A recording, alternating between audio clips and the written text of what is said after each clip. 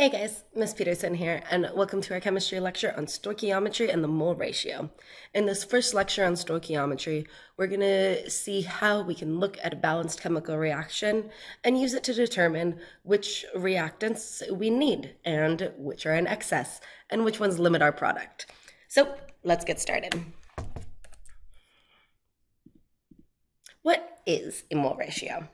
So a mole ratio is just a ratio that's determined by the coefficients in a balanced chemical reaction that can relate those two different chemicals. So it's always going to be used to convert between numbers of moles of A, which we'll normally call our known, and B, which we'll typically call our unknown. And again, these numbers here are the coefficients in that balanced chemical reaction. So as a conversion factor, when we're doing our dimensional setups, it's always going to be your number of moles of A over your number of moles of B.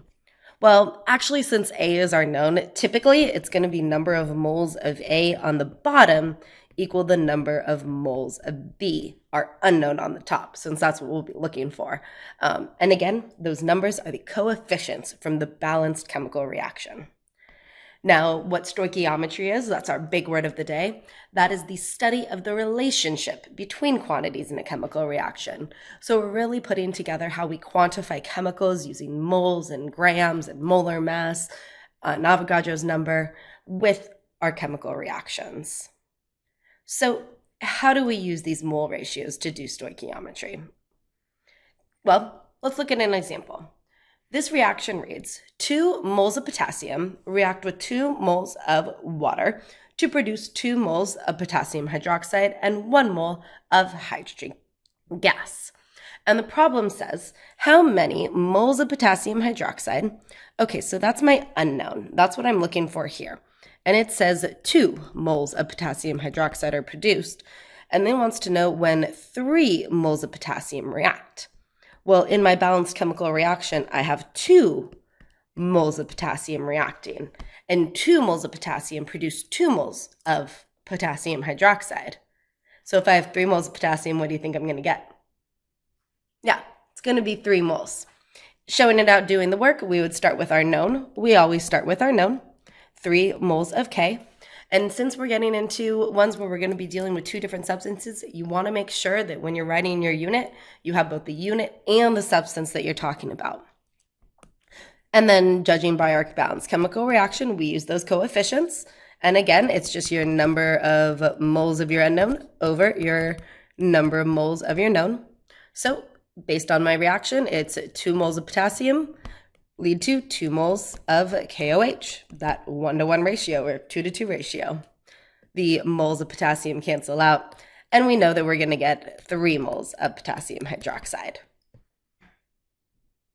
How many moles of H2 would we get? Well, that's a different ratio. What's the coefficient on that H2? Yeah, that's our invisible one. So again, we're going to start with our known, but now we have a different unknown that has a different coefficient on it.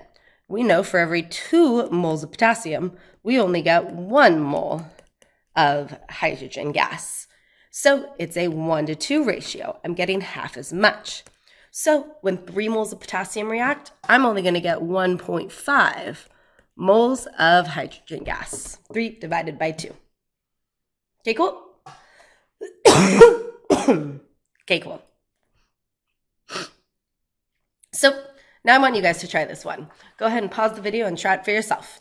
How many moles of aluminum oxide, okay, are produced when 2 moles of aluminum, okay, there's our known, react with excess oxygen? So excess oxygen just means that there's plenty of oxygen around for all of it to react. So we don't need to worry about it. We're concerned about the aluminum and the aluminum oxide. So how many moles are we going to get? Well, let's go ahead and figure it out. We'll start with our known, 2 moles of aluminum, and then we use our mole ratio. The mole ratio says for every 4 moles of aluminum, I get 2 moles of aluminum oxide. It's a 2-to-1 ratio. Okay. I need twice as much aluminum for every aluminum oxide I get. So I have 2 times 2, which is 4, divided by 4. So I would get 1 mole of aluminum oxide. Okay, and if you're struggling, really follow those steps, okay? Identify your known and unknown. Find that mole ratio, underline it in that chemical reaction, set it up to ensure the labels will cancel, and you'll get your answer every time. Let's look at one deeper layer of this. But before we get to that deeper layer, how do you make a hamburger? Well, I like double hamburgers. I will only eat double hamburgers. So for my burger, it is 1 bun. We'll say the bun has both of them. Okay, and 2 patties equal 1 burger. So if I have 6 buns and 4 patties, how many burgers can I make? Okay. Well, you guys can probably do this in your head. You know that 6 buns could make 6 burgers, but 4 patties could only make 2 burgers. So based on that, I can only make 2 burgers. Okay. Now, if I wanted to show that out doing like dimensional analysis, what it would look like was treating the 6 buns and the 4 patties as 2 different knowns and seeing which one limited the burgers. So for 6 buns, for every 1 bun, I get 1 burger. So that would be 6 burgers. Bun and bun cancel. Where for 4 patties, for every 2 patties, I get 1 burger. So that tells me that I can only make 2 burgers. I don't have enough patties to make 6 burgers. AKA, my patties were limiting and my buns were in excess. Okay? I had 6 buns. 2 of them were used to make 2 burgers. So I'm only going to have 4 left over. Okay? Now, that's pretty easy, right? That makes total sense. And that is no different than limiting reactants in stoichiometry. So a limiting reactant is just that reactant that gets completely used up. Just like your patties in the previous example. You used up all your patties to make all the burgers.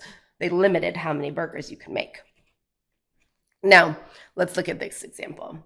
If I have 6 moles of carbon monoxide, CO, and 8 moles of H2, how many moles of CH3OH? So it's the same ratio. The CO is like our buns, and the H2 is like our patties. So if we think of it that way, maybe we can see it immediately. Those 6 moles of CO could make 6 moles of CH3OH, and those 8 moles of H2 could only make 4 moles. But let me go ahead and show you guys out the math anyways. Okay. We'll treat it as 2 knowns. We have 6 moles of carbon monoxide. If that reacted completely, it reacts in a 1-to-1 ratio, 1 to 1, 1 mole of CH3OH, and we would get 6 moles of the CH3OH. Where if the 8 moles of H2 reacted completely, for every 2 moles of H2, okay, that 2 in the balanced chemical reaction, I get 1 mole of CH3OH. So I would only get 4 moles of CH3OH.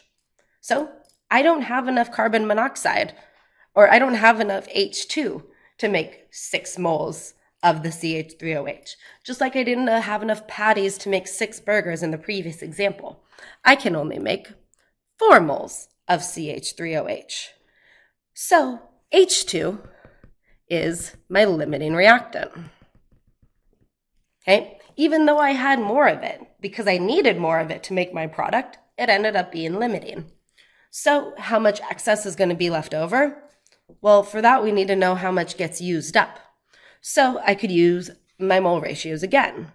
My 8 moles of H2, well, for every 2 moles of H2, it reacts with 1 mole of carbon monoxide. So I know that 4 moles of carbon monoxide are going to be used.